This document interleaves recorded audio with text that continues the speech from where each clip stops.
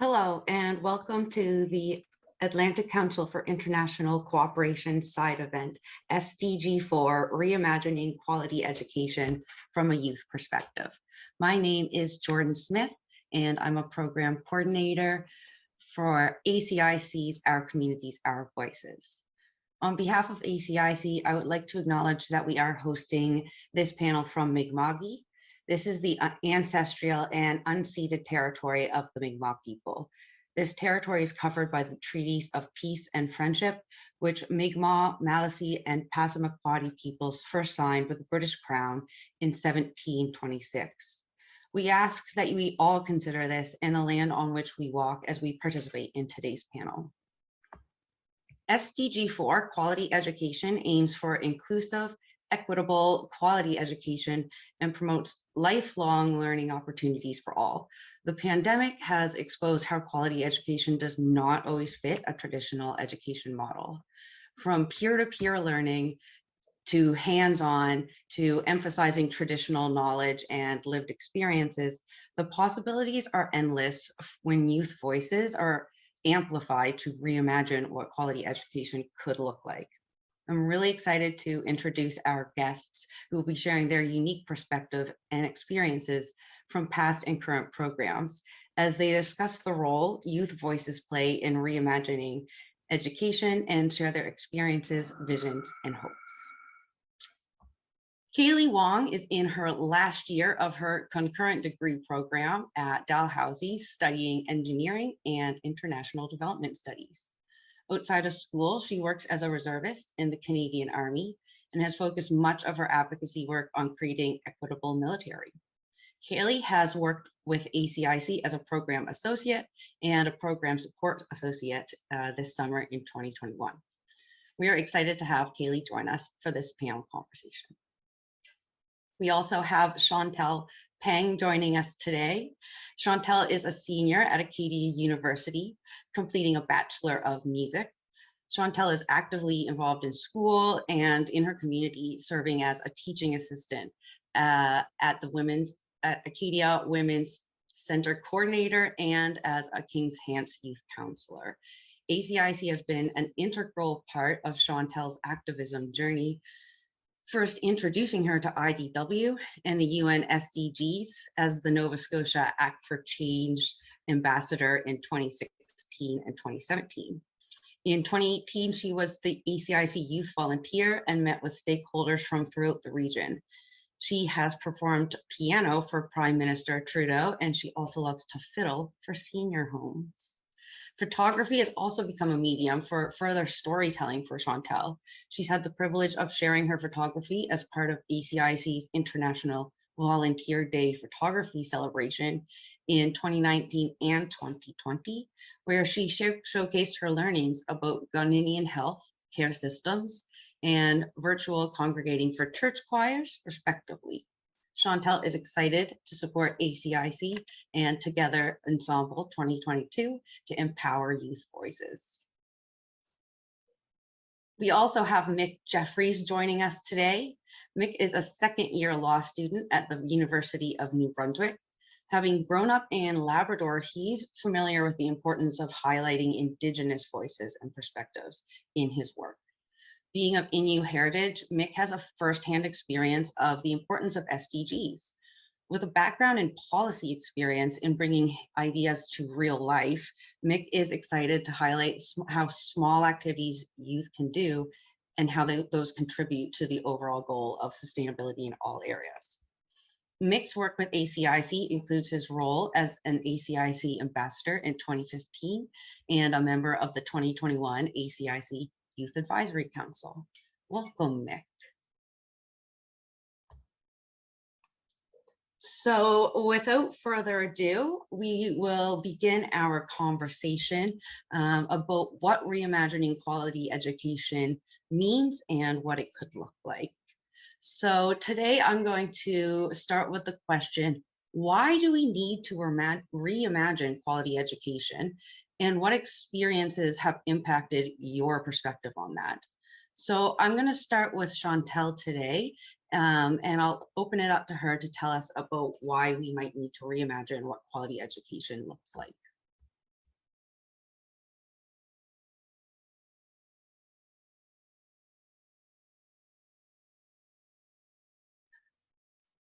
Can you unmute, Chantel? Sorry, I had to reconnect to a different internet. I'm at school right now, and something for me for reimagining quality education, I'll start it off by saying is access to resources and supplies. I was just a tangent, but not really, but I was connected to my home institution's internet, which is Acadia. And then there's also that EduRoam Wi-Fi, which seems to work better for me now. And I know that EduRoam is available across North America. So I think that for me, one part of quality education is ensuring that students have, like, regardless of education or place in education, to have the resources to access their school curriculum, to access like people in the community. And for me, I think that it also lends it to choice and autonomy in youth for deciding what they want to learn at school.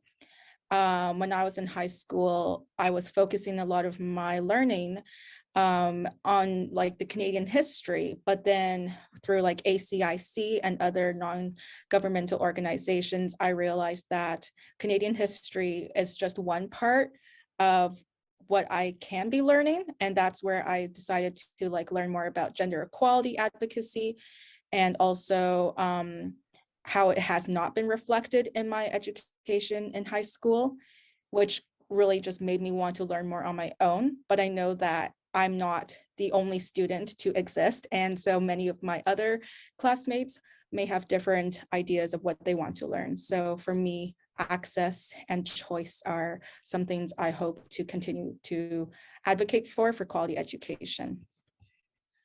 I think access has been even more highlighted by the need to use online resources during the pandemic, and recognizing that lots of communities don't have the access to that. I also found your comment on autonomy of choice in what you might be learning about. So Mick, I'll pass it over to you. Why do we need to reimagine quality education, and do you feel that autonomy may be a piece of that? Absolutely. So first I want to say that I'm joining from Oromocto First Nation in New Brunswick, so the unceded, unsurrendered, and stolen lands of the Wet'suwet'en peoples. So in saying that, again, growing up in Labrador of the Nunatucket community, a lot of my education and a lot of my passions currently comes from my Indigenous heritage and my connection to the elders. And I joined law school in the hopes of practicing Aboriginal environmental law. One thing that I can see for reimagining education is there's so many systemic issues with regards to the experts or what we can use for sources in papers and research. And a lot of this I had issues with coming into law school and using Indigenous songs, dances, or oral history to use that as an academic source, and they're not accepted all the times by every professor. So there's still a lot of gate holding to academia and the systemic issues that we still see today. And I think that also ties in with autonomy, because we can't really use the resources that we want to and follow our passions, and we don't really have that choice because of the gate holding in academia community. So I think we really need to look into shifting that idea of what can be considered as an expert, because academia was created to just hold power within a small group of people. And that shifted. We've changed as a culture, as a society, but I don't think education and the policy around education has been keeping up with that. So for me, I think we really need to look at what is the role of education, how people can benefit from education. And I don't think our current system is up to date with students and with choices and with society as a whole. Yeah, I think that we really just need to focus on giving students the choice and allowing them to, maybe if something is not recognized as an academic source, being able to explain why and not just shutting down that conversation. Being open to conversation and being open to more experiential opportunities for students I think is a great move to shift that policy change. Thank you, Mick. And now I'll pass it over to Kaylie. Why do you feel we need to reimagine quality education? And do you feel like any of your experiences may align with some of the things that Mick has experienced? Absolutely. Yeah. Thank you, Jordan. I'd also like to point out that I'm logging in from Chibuktuk, located in Mi'kma'ki, and I feel very lucky to be in this space, being able to talk about these issues, which I think are really important to have these conversations on. But yeah, absolutely. I think that one thing, why do we need to have this reimagination about what a quality education is because it's been proven that what we have thus far is insufficient in actually teaching people what matters when we step into, the quote unquote real world. In some ways, I think we're collectively realizing that what we've learned within these broken education systems are going to take the better part of a generation to unlearn. And I think we're only just starting that process now. So, yeah, even with kind of some stuff that has influenced my perspective on this has been a petition I started a couple years ago, and this came out kind of at the when the Black Lives Movement was making a lot of headlines in the summer of 2020, and something that kept being repeated, and I think we're hearing it again as bodies continue to be discovered at past residential school grounds, is that folks are saying that I never knew that this was going on, like this lack of consciousness even that these issues exist. I think is such a strong point towards the brokenness of our education systems. And I think this kind of ignorance, not necessarily on the fault of us collectively as a society on these issues, but this ignorance is kind of placing the burden of educating on already marginalized Indigenous groups, people of color, Black folks. And it's just not acceptable. It's not that job. It's a pattern of re-traumatizing, compounding trauma by having to then educate, these quote unquote, like groups of oppressors on the ways in which they oppress you. And I think that's something that we just can't let go on any longer. And so I started this petition a couple of years ago to create kind of an anti-racism course that would be mandatory for British Columbian high schoolers as they go through the schooling system. And there were sister petitions going up in Ontario and also in Nova Scotia, trying to bring this, trying to develop curriculum that would at least give some foundational knowledge about these issues, or even how to start thinking more critically about why we have the systems we do, why there are groups in power the way that they are in today's world. So that's kind of the processes through which I've come to this realization of, we need to have this rethinking of education at kind of the primary, middle school, secondary levels. But as Mick was saying, I really hope, and I don't think we've seen it enough, is that we're continuously calling into question the role of post-secondary, these universities in education. And maybe why we privilege their status so much, and we create these like elite ideas about what university can offer without necessarily having conversations on the way that universities have been so deeply complicit in so many of the racist and discriminatory structures that exist today. We talked about this in the last panel we did on this same issue, but when we think about Oxford University, it has educated half of every British prime minister that has ever come to office. And even though we can acknowledge that, this is the intellectual heart of empire, Oxford University has educated so many of the imperialists that have gone on and built the British Empire, et cetera, et cetera. We've actually never, I think, had a really serious conversation on what must be then the anti-Blackness that exists in Oxford. But no, we just question kind of the policies, but not necessarily the institutions that educated the policymakers themselves. I actually have written down a quote from the last time we spoke, Kaylie, from you. Not only that universities have been unable to educate on these issues, but they have actually been deeply complacent in perpetuating them. I thought that was a very powerful statement. So before we go further into the higher education, I actually want to take a step back and go to Chantel to hear a little bit about your experience in the education system, providing material education versus critical thinking skills. That's a great question. I think my bio mentioned that I was a music major, and I am a music major. I actually played piano since I was 5, and then I used to do competitions a lot when I was younger, and that formulated a lot of my experiences. And one thing I do prefer about piano education is the fact that you have to do it hands-on. You have to literally engage in it because you're playing the instrument.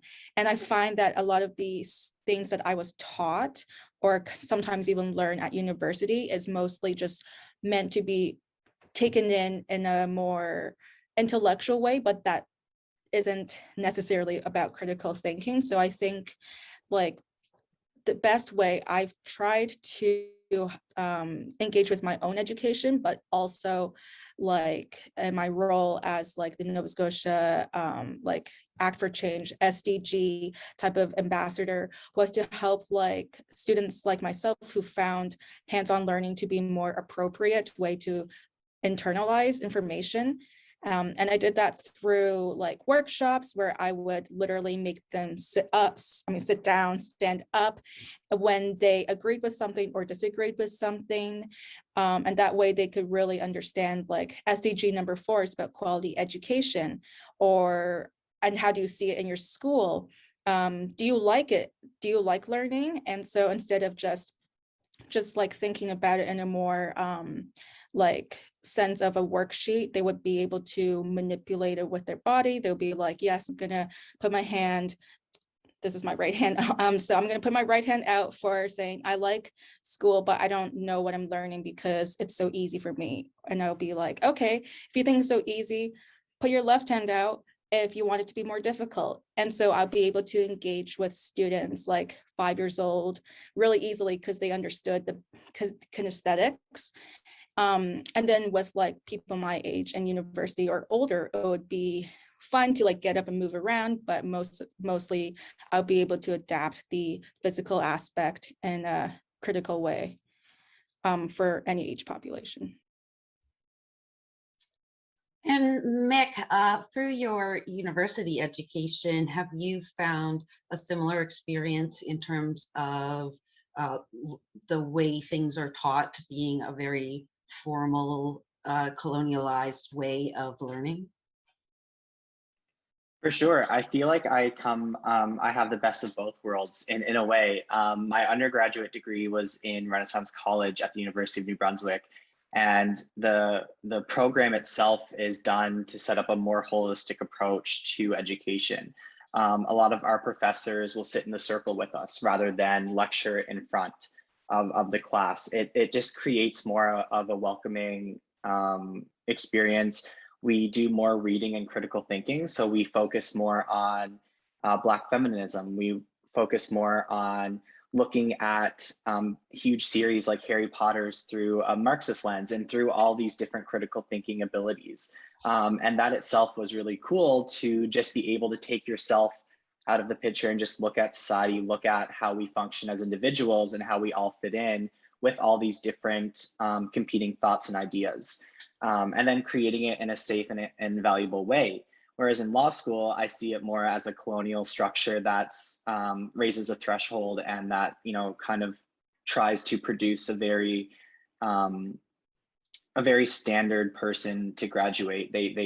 They're doing their best, I believe, the professors. I think it's the policy and the lack of communication between high school to post-secondary to the real world that's really missing.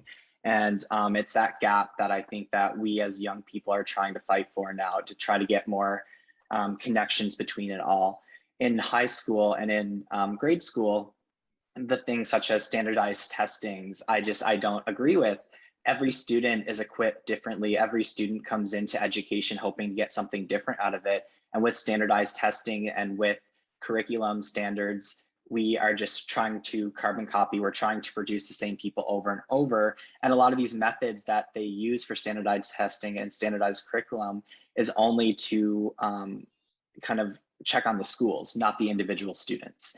And I think that's what's missing in grade school is they focus more on the collective of how the school is producing rather than each individual student. And again, that's not the teachers or educators' fault. I believe it's the policy that's surrounding it. So let's move on to some more positive topics of, if you could imagine your ideal quality education experience, what would that look like? And how would these changes actually benefit young people and communities? So I think I will, I'd like to pass it over again to Chantal, because I really just love your perspective on, especially about local learning to global learning. If you could comment on what quality education could look like from your perspective. Yeah, for sure. I think my positioning is not that dissimilar to most of the people who I would say live in the rest of Canada. And I say that like pretty seriously in the sense of, apart from the people who live in huge cities, like many of you from Waterloo and Ontario, most of the Canadians that I would like relate to would live in places that are towns or communities that are smaller. And I say that like communities of like 10,000 people or less. So in that sense, a lot of the things that being a person living in a smaller place or a place more secluded would mean that we would have to rely on local efforts or like engaging and talking to each other more in a direct way. Like it's that things like, I know I don't want to see my neighbor at the grocery store, but that's impossible because there's like 1 or 2 grocery stores in this whole region. And so for me, I think that I wanted to reach out to the youth in my place because I grew up with my parents as first generation immigrants from China. So I didn't really have any family to rely on here in Nova Scotia. And so for me, reaching out to people my age, students my age, was the first way I could really integrate myself into Canadian culture, but then learning about how the issues I see in places like China or around the world relating to the SDGs directly affect people like me in my own hometown with my new acquainted friends. And so like when I did the International Volunteer Day photography contest with ACIC, I was able to bring a global lens, but then it was strange to me at first because I was 19 at the time. I was thinking, that's strange. Why are people relating to that experience of learning about sexual health? I'm like, these people are older than me. They understand sexual health and the importance of seeing doctors and contraceptives and so forth. But then I was shocked to learn that, you know, they were surprised to see that people my age, like this was a few years ago before now, so we were less comfortable, I think, as a whole society to talk about sexual health and contraceptives and also like abstinence and that type of conversation. So I was surprised to see that people really wanted to engage in these tricky conversations, and it wasn't necessarily about me being other, but more so me being in a community. And so for local efforts really meant for me just to literally talk to students and talk to anyone about issues that relate, because overall, I find that holistic community that can definitely work. And now I want to do what I can to support it.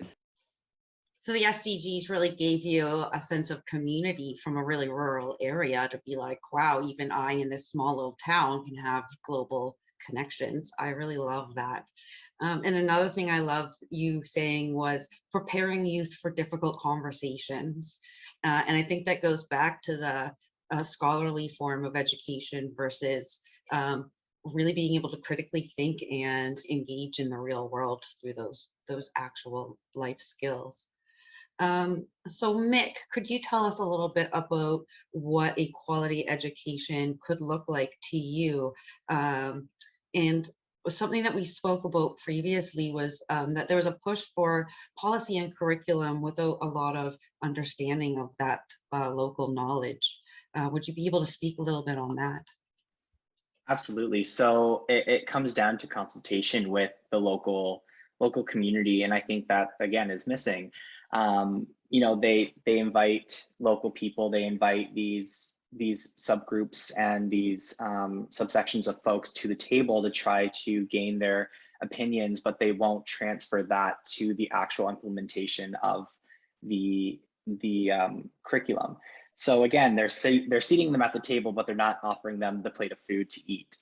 They're doing their checklist to try to get them at the table, but again, not implementing what they're saying. And I think again, we're just missing so much education and so much enriched education by not doing that. One thing that when I look at quality education, I look at experiential learning opportunities.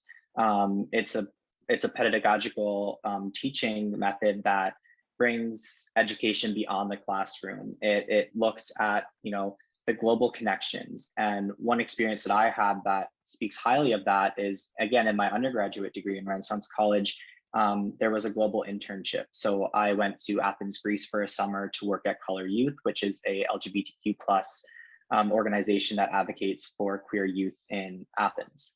And a large part of this was just experiencing the different cultures, just experiencing how people are treated in other countries and using the SDGs as a guide to that. One thing that I didn't think I would experience is the culture shock. Coming from Canada to Europe, you don't really expect that. But at the same time, when you're taken out of a comfortable, you know, placement that you're used to and then placed somewhere else, it's always going to be a culture shock. You just need that time to reflect on it. And I think that's missing a lot in education, is that uncomfortableness of being removed out of a classroom that we're so used to and thrown into a new experience, and then having to have that time being able to reflect on it. And that's a lot of what local Indigenous experts are trying to do, is remove people from the classroom to put them in a new opportunity and experience that is new to them, and then having the time to reflect and think critically of Indigenous culture or any other subset of groups like BIPOC communities as well, just being able to have that time for reflection and critical thinking. And that can't happen in the classroom, unfortunately, not all the time, with the amount of students in the classroom, with the standardized curriculum learning experience. You need to be able to have that time outside of the classroom, think critically and reflect on it, and have a mentor that's someone who's experienced that same kind of journey to help you with that. Thank you, Mick. Yes, I think the experiential learning is something that we all really relate to in terms of being able to learn from all different types of ways, including and especially engaging with people of different ages, people of living in different places, people with similar experiences than us as well. So I'll throw it over to Kaylie to hear a little bit about what a quality education might look like to you. Thank you. Yeah, I mean, very much reiterating what's been said by Chantal and Mick, but in broad strokes, quality education is culturally relevant, it's locally informed, it's accessible, it's dynamic in that it's willing to reassess and change as we learn more and more and go on. And I think one thing that's really crucial is that it's deeply critical of the status quo. I think one of the greatest myths that academia has perpetuated is the idea that there are apolitical fields. You can go into engineering or medicine or law, and it is just a profession with no implications on like the social structures that exist today. So I think empowering scholars and just people going through various education systems, that there's a reason for the way that things are today. And it's not some inevitable process. It is the result of decisions made by people in power historically. And we should question why they made those decisions and who they are, who made them. And one thing that, to speak a bit to what Chantal brought up as a first gen, education is a really important tool of socialization and integration. And so when we're talking about how quality education in its truest form can benefit youth, if we hold true that youth are the ones who are inheriting the future, it is in fact, just by fact, our future, empowering us to be able to build a better world, to be able to question the inequalities that currently exist, I think it's important that we're socialized to understanding that these things aren't organic. They're not unchangeable. I think is a really important aspect of what quality education, which then in turn will benefit the communities that youth kind of step into. And going along with kind of the concept of changing that curriculum and supporting those folks that haven't historically been included or supported, Mick, when you look at an education system that's reimagined, how are we actually changing the system in order to support those individual students and young people who are trying to make a difference? For sure. I have to apologize. I think my laptop froze up a little bit, so I might have missed a part of the conversation there. But I think youth-led programming for sure is definitely beneficial. You know, just advocacy in itself. When I acted as VP advocacy for UMBSU in the year of 2019-2020, a lot of the conversations, again, just came around the choice, giving students the autonomy, because once they're bought into the process, once they're invested in the process, they're more willing to learn and they're more willing to do their best. A lot of also opportunities that I think that we could change as educators in the next little bit is just peer-to-peer conversations. Again, just being able to learn from different experiences, being able to connect with someone and hear their lived experience and hear their perspective on a topic that you might have not considered because you missed that connection, whether from not getting the education in grade school or just not being open and experience their own lived experience. I'm not sure if that was the question that you were going for there, but just it's a great answer. Just a thought that I had as well. Yeah, just being able to connect with people and then making those small changes as educators and as youth to advocate for those as well. But yeah, I mean, definitely I think are just missing the connection right now. And especially with a world so divided, I think that's something that we need to focus on, is more similarities to be able to connect with one another rather than the differences that tear us apart. So I'm curious, give Chantel a question following up on that, because you spoke about how your first engagement with the SDGs really allowed you to see that there was kind of a greater community that was working on all of these same things. What are some other ways that you feel like youth-led programming can lead to those experiences where you are feeling more connected? Yeah, no, I loved Mick and Kaylie's responses thus far, especially about like just youth connection. I think one thing that has really made me apprehensive to do some projects or just like continue with advocacy after high school, because in high school I was like really motivated because I was thinking this is so brand new, this is exciting. When I got to university, first year, I was like, well, what do people do in university? Do you have excitement for like social activism? And so gradually I found that answer to be yes, but it took me like literally 2 years, which is really disheartening because now I'm graduating and I wish like I knew that, yes, there is still momentum. So I think that the biggest issue I think facing anyone, not just youth, but overall, especially youth, is the fact that you can't just like fix it right away. That instant gratification of I fix a problem, it's never going to come back, because often once I am inspired after like a panel or a workshop, the youth have ideas about like, yeah, I'm going to do like a neighborhood garbage cleanup. I'm going to recycle everything. And then after they finish that task, they're like, and then what? And then we can be like, well, you can write to your local MP. You can go on social media to post about what you've done.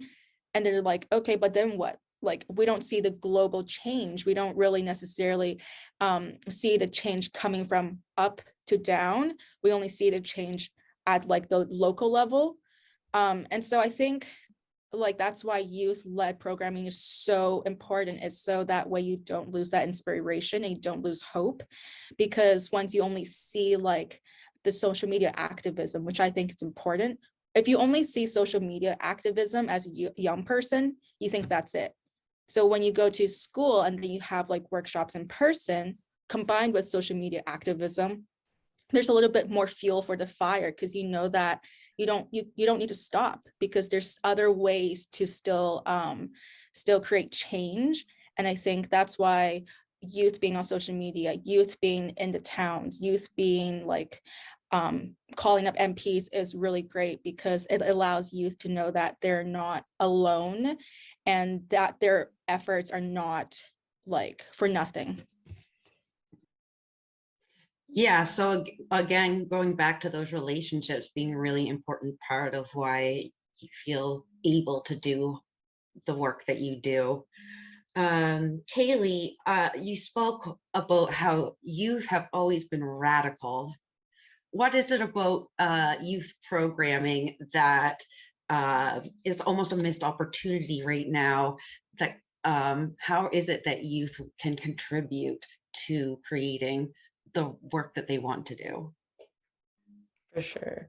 Yeah, I remember saying that in the last panel, and I mean it. What I kind of am intending with that statement is that, you know, youth, by virtue of their age, aren't as entrenched in these structures that have existed for so long. I don't think that you know, we're as bogged down by them by virtue of being young. I think youth are naturally more invested in issues that they care about, I should say, and maybe this is ageist, but generally because it's going to impact us more. We have more years ahead of us as a generation that we will have to deal with these issues that are being kind of passed on to us by past generations.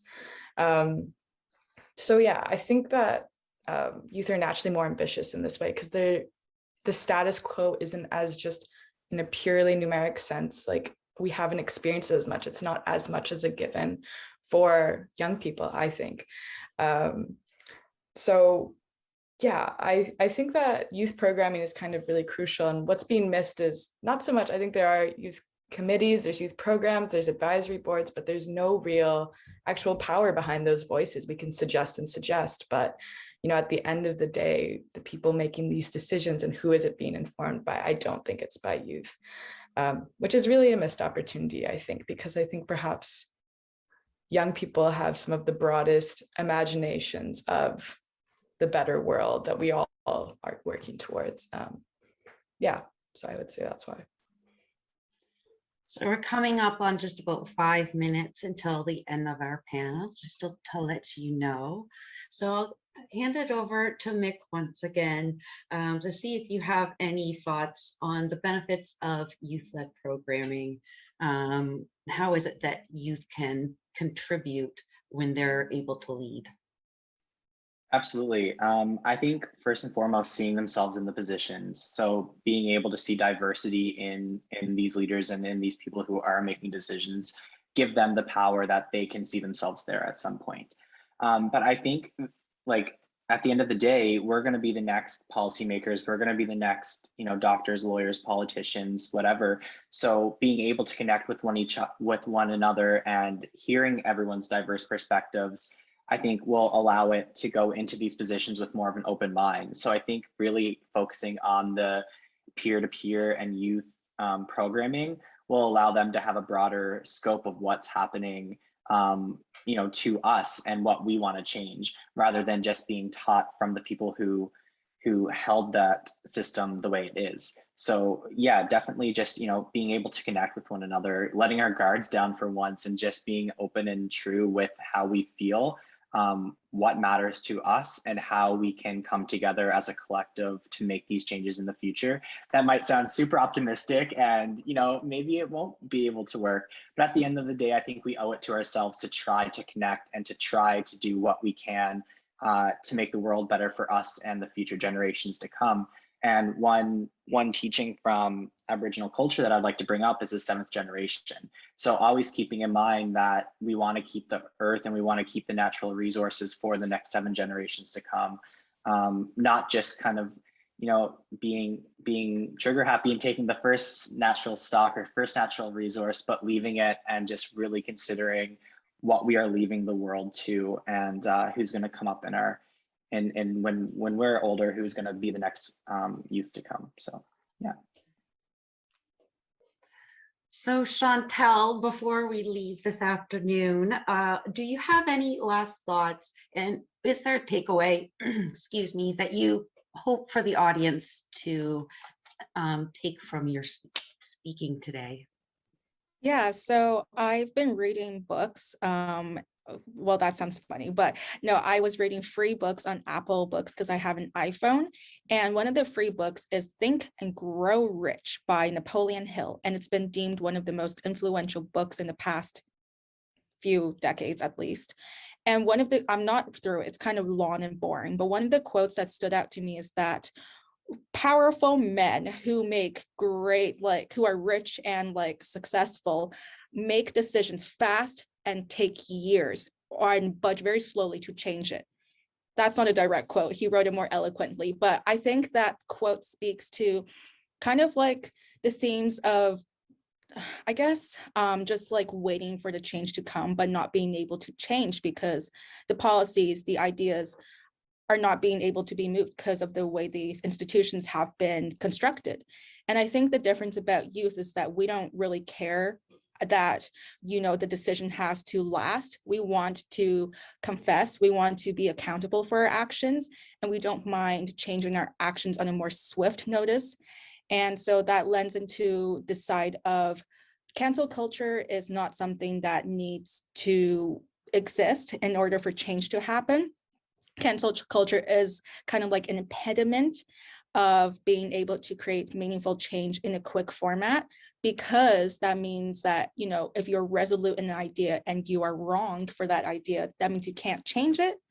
I think that youth are shifting that conversation away from that. And I think that's my takeaway is don't be afraid to try, because you never know what's going to happen in a good way. Yes, and we have spoke about how change doesn't really come necessarily from speaking with only the people that you have the same opinions on, but rather being able to have those tough discussions, sometimes with people that have different opinions than you. Mick, I know that you kind of have similar feelings in this area, so do you have any last comments for the audience, or a takeaway that you hope that they will have from this conversation? Sure. Yeah, I'll be quick because I know Kaylie probably has some few thoughts to end up with, but yeah, I agree with what Chantal said about cancel culture. I mean, if we want to make these meaningful changes, we need to be open to listening to other ideas. We don't want to be just tunnel focused on our echo chamber of what we've created around ourselves. We need to be able to invite these conflicting ideas in so we can better learn ourselves.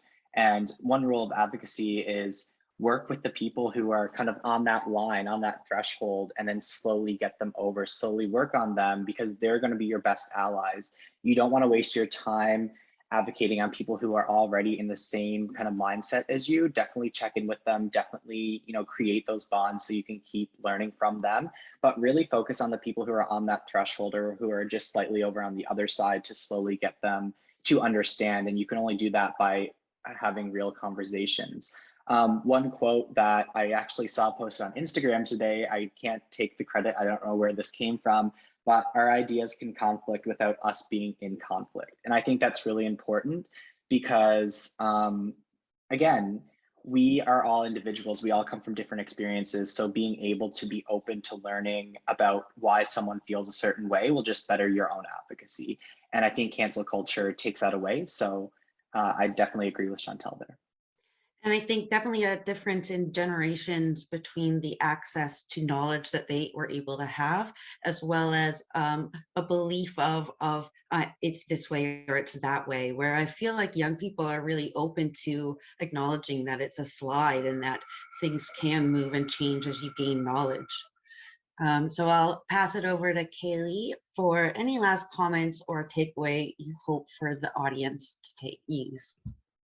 Sure. I was set up really nicely there by Mick and Chantal, because what I wanted to say is very much related to what they both brought up. But I think essentially what I want people to take away is there is a really strong need for more collaboration, more conversations between people of different perspectives. I'm reading this book right now. It's about feminists and bureaucratic institutions. It's called Change from the Margins.